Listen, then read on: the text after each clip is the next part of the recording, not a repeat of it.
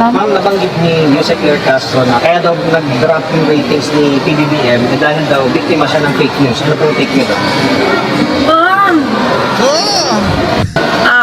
Alam nyo, kasi may experience na kasi ako sa Castro na apelido, yun si Franz Castro. Wala talagang maayos na lumabas doon sa bibig ng babae na yon.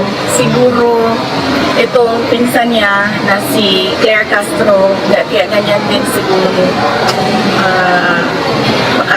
Galing lang sila sa isang puno. Allergic siya sa mga apelidong Castro.